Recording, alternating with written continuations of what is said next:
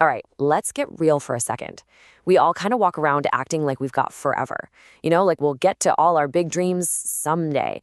But here's the brutal, but also kind of electrifying truth. We don't. And getting that, truly getting that, is the first step to actually living. So, take a good hard look at this number. 30,000. That's it. After all the big plans and philosophies, this is what an average human life boils down to. That's how many days we get. It's not a million, it's not infinite. It's a number that is shockingly small when you think about it. And this is where it gets really personal, right? I mean, if you're 30 years old, you've already burned through about 11,000 of those days. They're just gone, poof, never coming back. So the real question isn't if you're going to spend the rest, it's how. So here's the game plan for this explainer. First, we're going to stare that number in the face and understand our life in days. Then, we're going to learn how to hack our own perception of time. After that, we are declaring war on pointless busyness. And finally, we'll put it all together to actually design a life you love living. Okay, first up, your life in days.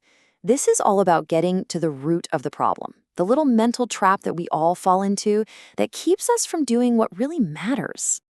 And here is that trap, summed up in one single dangerous word: someday. Someday I'll learn Spanish. Someday I'll start that business. It's this super comforting lie we tell ourselves, right? It pushes your real life into a future that might never show up. It's the biggest thief of our 30,000 days. So, if someday is the trap, how the heck do we get out? Well, we start by hacking our own brains, specifically how we perceive time. I mean, have you ever wondered why summers felt like an eternity when you were a kid, but now entire years just vanish? There's a really cool, kind of weird scientific reason for that. It all comes down to something called the time unit paradox. And it's a huge idea, but it's super simple. Your brain measures time by recording new experiences. When you're a kid, literally everything is new. New smells, new challenges, new people. It's like your brain is just constantly hitting the record button, which makes time feel long and full. And this is where it gets crazy. Look at this contrast. As an adult, we fall into routines. Same drive to work, same tasks, same shows on TV. Our brain sees all this and basically goes on autopilot. It says, seen this before. And it literally just stops recording the details. The days blur into one another and time feels like it's speeding up. It's called time blindness. So what's the fix? How do you fight back? The secret is to intentionally, consciously inject novelty into your life. Break your routines in tiny ways. Take a different street to the grocery store. Learn one new recipe. Talk to the barista for 30 seconds. Anything that forces your brain to wake up and pay attention again will make time feel like it's expanding. And that right there leads to this huge mental mistake we all make.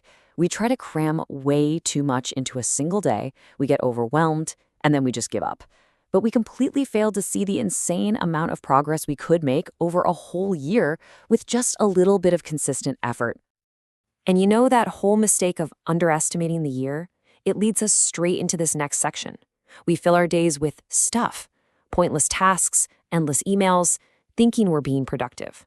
This part is about declaring war on that fake busyness and focusing on what actually moves the needle. I want you to try a little thought experiment with me. It's the ultimate filter for every decision you make, the deathbed test. Just imagine you're 90. You're looking back on your life. Are you going to care about answering one more email at 8 p.m.? Or are you going to care about the time you spent with people you love or on things that lit you up? It just cuts through all the noise and makes your real priorities crystal clear. Okay, but how do you actually do that? Let me give you a super simple but honestly brutally effective strategy. It's called the to-list strategy. Step 1, write down everything you want to do, all your goals, big and small. Step 2, circle your absolute top 3. Now, here's the hard part. Everything you did not circle becomes your avoid at all costs list. This is about ruthless focus. Okay, let's zoom out a bit. Now we're going to talk about designing a life you genuinely love. This is where we take all these ideas about time and priorities and apply them to the big things: your career, your relationships, and your energy. Because at the end of the day, you're the architect. All right, first step, your career. You got to forget this old school idea of a career ladder. That's a trap. Today, the smartest path is a jungle gym. You move sideways, diagonally, maybe even what looks like backwards, all to build a unique combination of skills that makes you totally irreplaceable. Seriously, comfort is just quicksand for your career. Now let's talk about relationships. And I love this metaphor. Think of every single one of your relationships like a bank account.